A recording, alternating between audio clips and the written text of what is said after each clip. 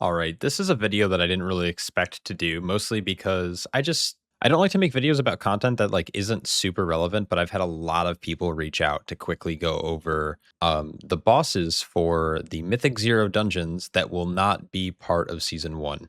So this includes Murder Row, Den of Nalorakk, the Blinding Vale, and the Void Scar Arena. And so I just want to quickly break down each of the bosses all in this single video and just talk about it because, and hopefully this like gives you guys some clarity. So starting off, we have Kistia Manaheart, the first boss in Murder Row. Now this boss is kind of 2-target cleave, but also not because the boss is going to have an absorb shield. So your goal is to kill her pet Nibbles, who will do a couple of mechanics here. So starting off, you're going to have just like a burst of damage on the tank from Chaos Barrage. You're going to then dodge the frontal, and then mirror images are going to spawn. And when these images spawn, it's your job as a group to either use CC or kicks to stop the Fellstorm. Then once you defeat Nibbles or get him to a low health threshold, he's going to become purified for a second, and he's going to destabilize the boss, giving you an open window to deal damage, and then the phase is just going to repeat. So pretty straightforward. Dodge frontal, kick adds, and blast. All right, moving on to Zane Blade Sorrow. This is the second boss of Murder Row. He's pretty simple. He's going to apply poison to the tank, dispel when possible. Killing sprees like AoE damage that your healer will need to heal through. He will then spawn a couple of barrels throughout the room. From my understanding, you're going to want to remove the fell erupted or the fell barrel, and you can do that by standing on it. And then the other player needs to stand away from the barrels because you need enough to prevent his kind of like his pistol shots coming up here in a second. So he's going to apply this poison to the tank. Tank can dispel it if you're playing Brewmaster. If not, maybe a healer. And then with this mechanic, you're just hiding behind one of each barrel. And so once you do that, they're going to blow up and you're going to rinse and repeat. Next, we have Zathux, the Annihilator. This is the third boss. He is very straightforward. I don't really know what else there is. There's a tank frontal, and then he's going to target a player with a giant axe.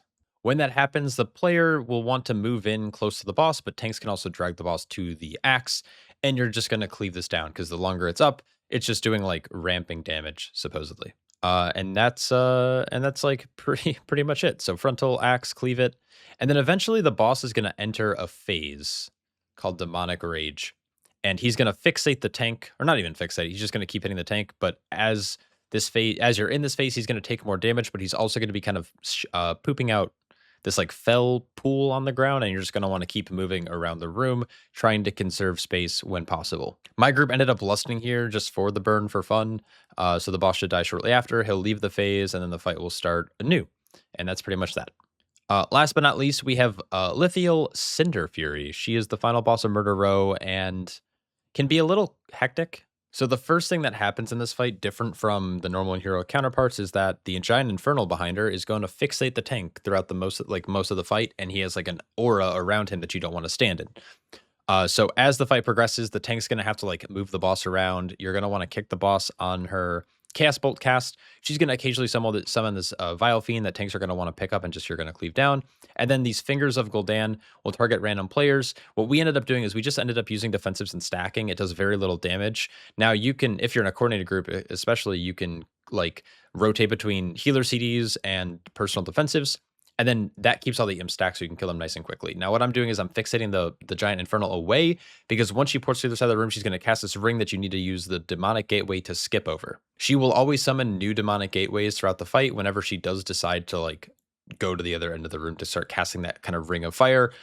So you're going to want to constantly be moving this infernal away so people can actually click on the gate, and that's pretty much it. Eventually the boss will fall. And so that does it for Murder Row. Let's move on to the next dungeon. All right, so next we have good old Den of Nalorakk. Now, my team had already actually, the way you activate this boss is by getting all of the 6 offerings and then clicking on the little buckets or whatever.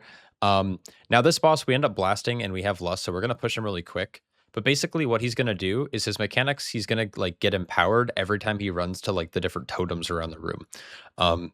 So he starts off with a frontal. Once he goes to the bone pile, his frontal will start spawning bone spikes that potentially like do extra damage, so you don't want to stand in them. When he goes to the meat pile, I don't actually remember what this guy does when he grabs his meat, if you know what I mean. So he'll jump to the center, get bone spike slam. So those spikes there are the things that you don't want to walk through or stand in. And then at 30 30% health, he goes to the mushroom pile. And the mushroom is the hardest part of the phase, or the hardest part of the fight, is you need to make sure you're soaking all of these mushrooms that spawn. You want to be running through them. Poison dispels are really big here. Any mushrooms that are left up and not soaked, instead of applying a debuff to one person, it applies it to your entire group.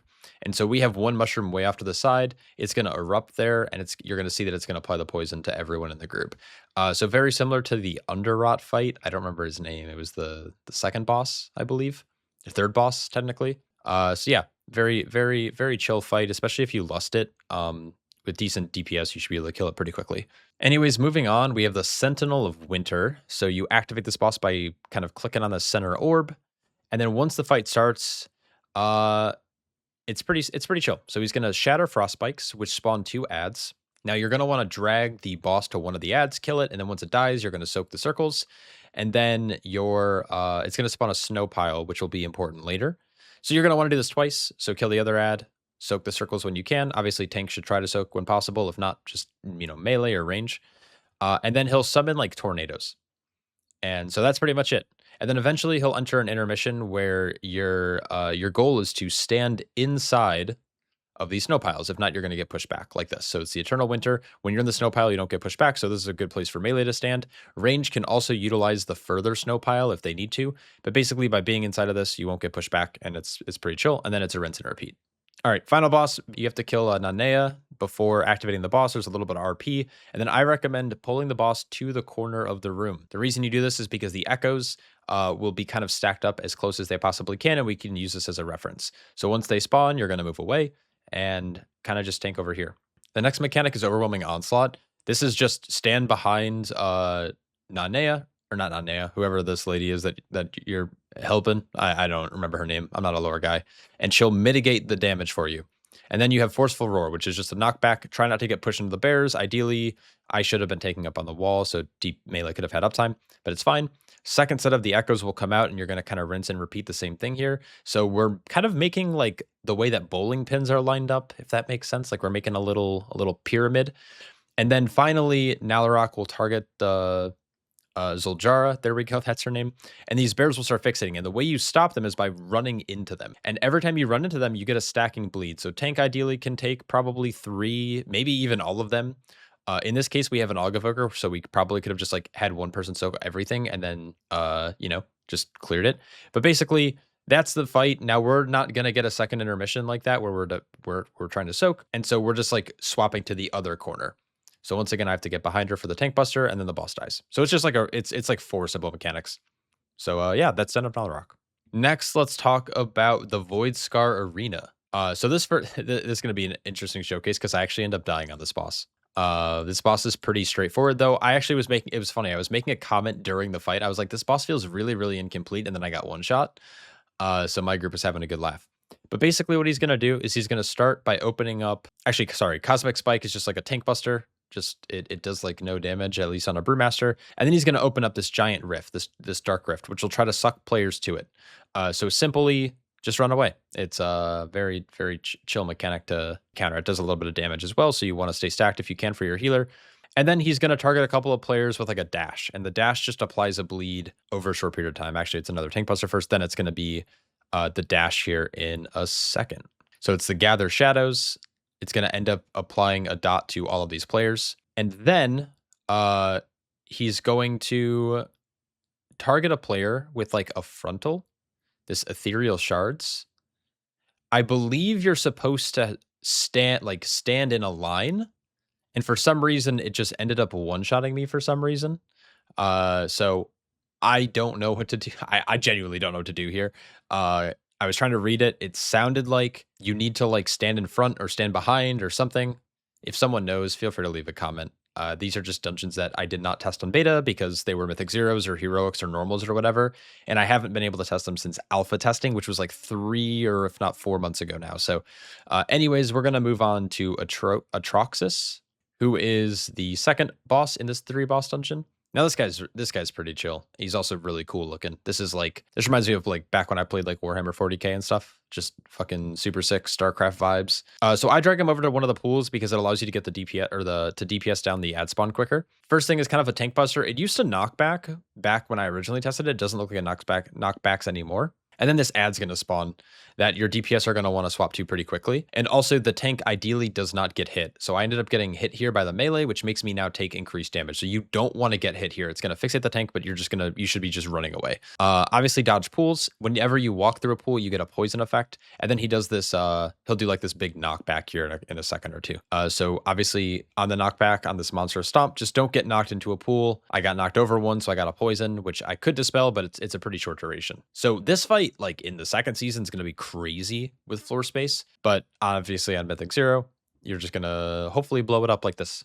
All right, last but not least, we have Charonis, maybe that's how you say it. He's going to do Unstable Singularity. These players just need to kind of like spread out. It's essentially dropping rifts that will, if you're close enough, will try to suck you in. So just by standing far away like we are here, we're not going to have any issue with it.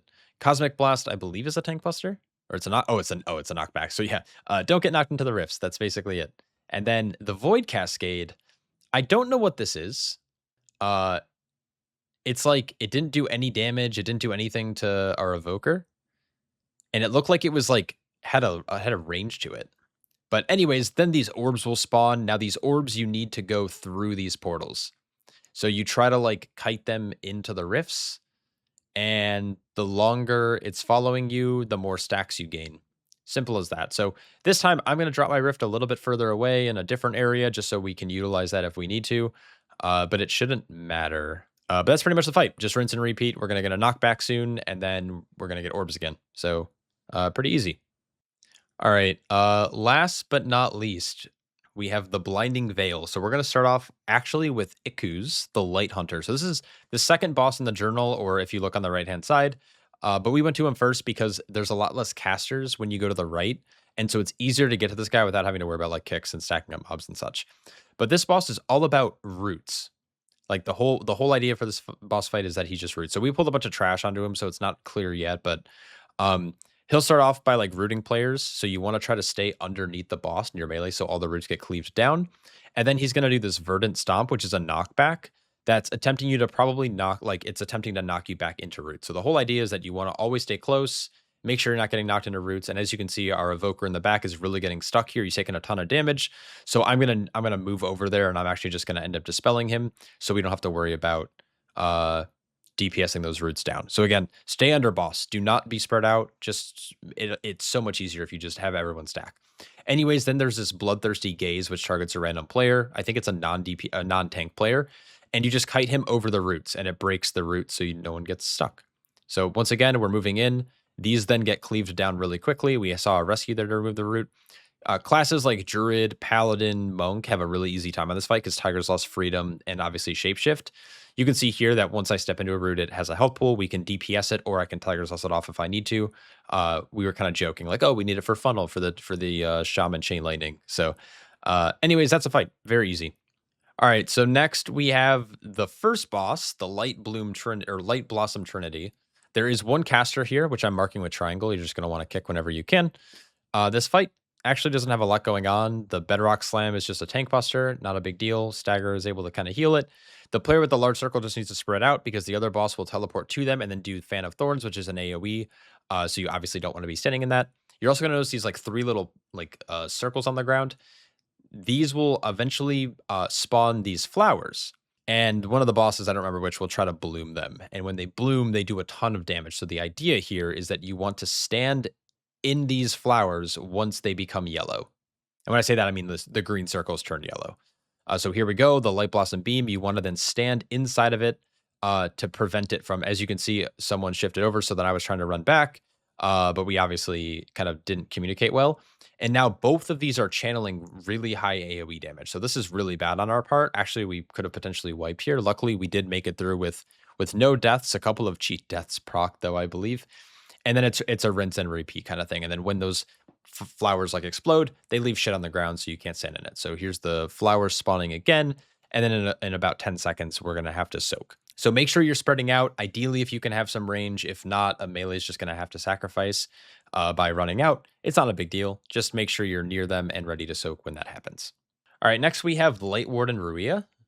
This boss is like 3 phases. Starts off as like a moonkin, as a Heronir, and then turns into a bear, at a specific health percentage, and then we'll then enter a final phase where they use both abilities. So starting off, spread out, tornadoes erupt from players, pretty chill, and then you're going to dodge swirls from Lightfall.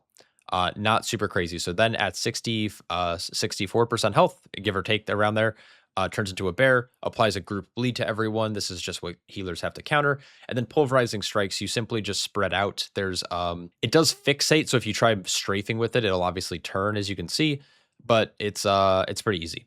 And then I believe at like 40 or 30% health, actually 40%, shapeshifts back into Heronir and then goes Spirits of the Vale.